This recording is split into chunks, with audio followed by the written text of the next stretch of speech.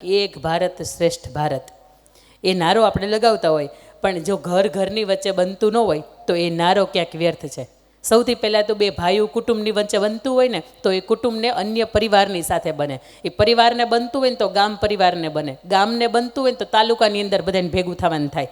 તાલુકાને બનતું હોય ને તો એ જિલ્લા ભેગા થાય. જિલ્લાને બનતું હોય ને તો એનાથી આગળ જતી રાજ્ય એક થાય. અને રાજ્ય બધા એક થાય ને તો એ સાહેબ મારું ને તમારું આ ભારત એક ભારત અને શ્રેષ્ઠ ભારત બને.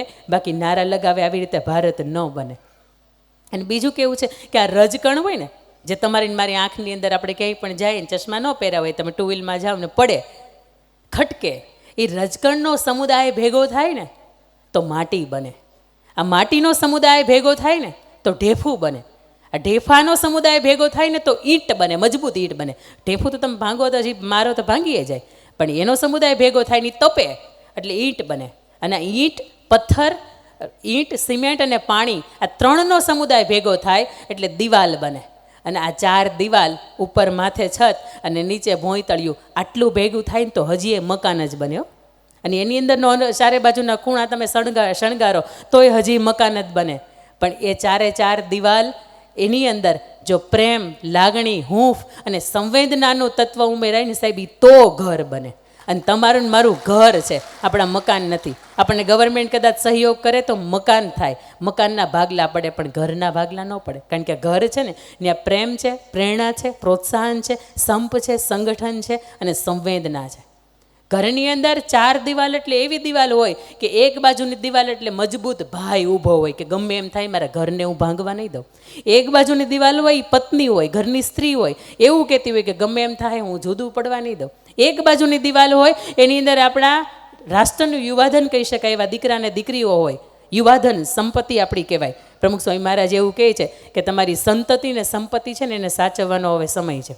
અને એને જો તમે મજબૂત રાખો, એ એવું કે ગમે એમ થાય મારા બાપની આબરૂ ઉપર લાગણી, એની ઉપર લાંછન હું નહીં લાગવા દઉં, તો એ છે. અને એના પછીનું આગળનું એટલે સૌથી મુખ્ય દ્વાર ઉપર આવતો એક દિવાલ એટલે આપણા આદરણીય મા બાપ.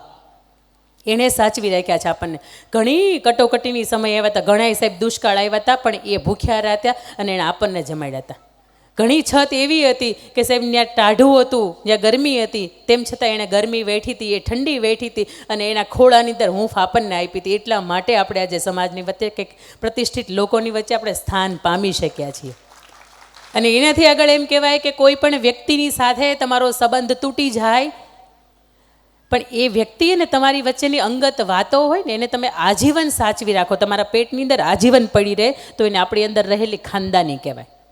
કોઈ પણ વ્યક્તિ આપણી સાથે દગો કરે તેમ છતાંય આપણે એને હસતા મુખે ક્ષમા વિરસ્ય ભૂષણમ મુચ્છામી દુક્કડમ કહીને આપણે એને માફ કરી શકીએ, તો એને આપણી અંદર રહેલી ખમીરી કહેવાય. આને ખમીરી કહેવાય. એનાથી વિશેષ કે એક બાજુ તમારો પોતાનો ઊભો હોય અને એક બાજુ તમારો કોઈ પારકો માણસ ઊભો હોય, પણ એ બેમાંથી સાચું કોણ છે ને ખોટું કોણ છે તમે ભેદભાવ વિના કરી શકતા હોય ને તો એને તમારી અંદરની ખમીરી કહેવાય. અને ભગવાને આપણને થોડુંક આપ્યું છે, ગોળા જેટલું આપ્યું છે, અને ગોળામાંથી આપણે ગ્લાસ જેટલું આપણા સમાજ ઉત્થાનમાં, આપણા ગામ ઉત્થાનના, આપણા પરિવાર ઉત્થાનના કોઈ પણ કાર્યક્રમો થતા હોય એની અંદર છૂટા હાથથી આપણે આપીએ તો સાહેબ એને દાતારી કહેવાય. પણ આ ખમીરી, ખુમારી, ખાનદાની ને દાતારી જે પાટીદાર સમાજની અંદર છલોછલ ભરી છે, એમને મારે ત્યાંથી નતમસ્તક મંચ ઉપરથી વંદન.